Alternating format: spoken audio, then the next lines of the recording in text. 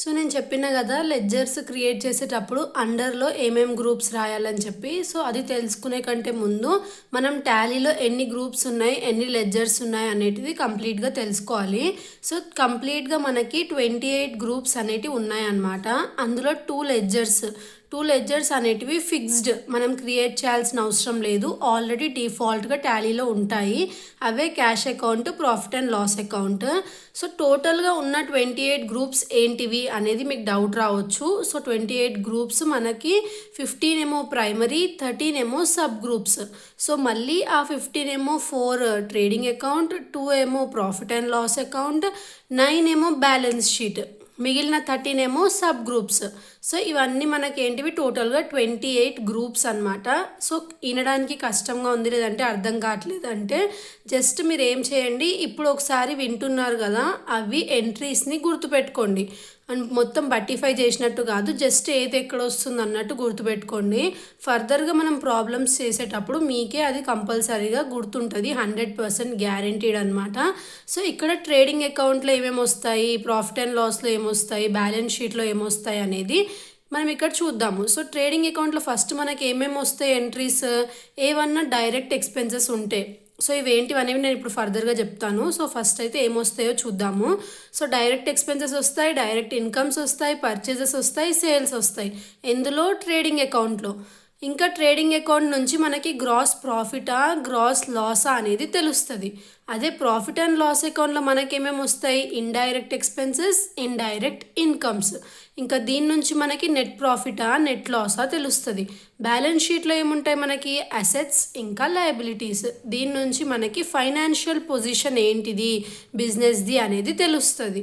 So ఇది మనకి కంప్లీట్గా లెడ్జర్స్. సో ఇప్పుడు నెక్స్ట్, సో ట్రేడింగ్లో డైరెక్ట్ ఎక్స్పెన్సెస్ అని చూసాం కదా. సో డైరెక్ట్ ఎక్స్పెన్సెస్ అంటే ఎలాంటి ఎక్స్పెన్సెస్ అంటే, ఎప్పుడైతే మనము మ్యానుఫ్యాక్చరింగ్ కానీ లేదంటే ఏదన్నా పర్చేస్ చేస్తున్నాము, గూడ్స్ అనేటివి ఉంటాయి కదా, దాని రిలేటెడ్ ఎక్స్పెన్సెస్ ఏవైతే ఉంటాయో అవన్నిటిని మీరు డైరెక్ట్ ఎక్స్పెన్సెస్లోనే వెయ్యాలి.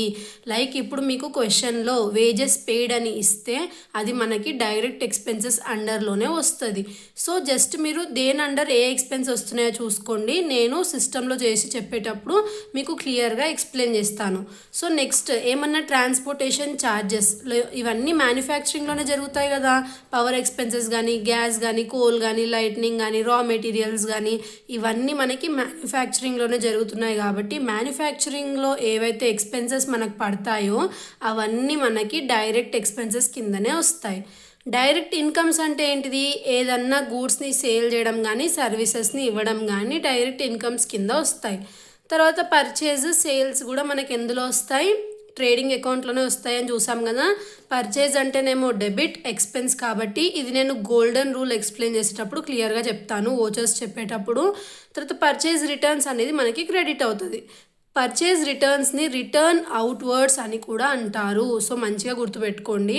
తర్వాత సేల్స్ అనేటివి క్రెడిట్ అవుతాయి, సేల్స్ రిటర్న్స్ అనేటివి డెబిట్ అవుతాయి. వీటిని సేల్స్, ఏవైతే సేల్స్ రిటర్న్స్ ఉన్నాయో వాటిని రిటర్న్ ఇన్వర్డ్స్ అని కూడా అంటారు.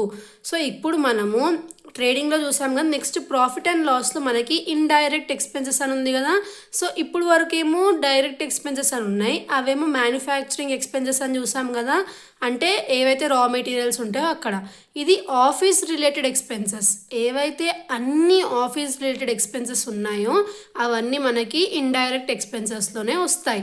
లైక్ రెంట్ కానీ, salaries, interest, telephone expenses, travelling expenses, general expenses, printing, stationery, bad debts, abnormal loss, discount allowed, bank charges, advertising expenses. So ఎలాంటివన్నా మ్యాక్సిమం అన్నీ ఇండైరెక్ట్ ఎక్స్పెన్సెస్లోనే వస్తాయి అన్నమాట.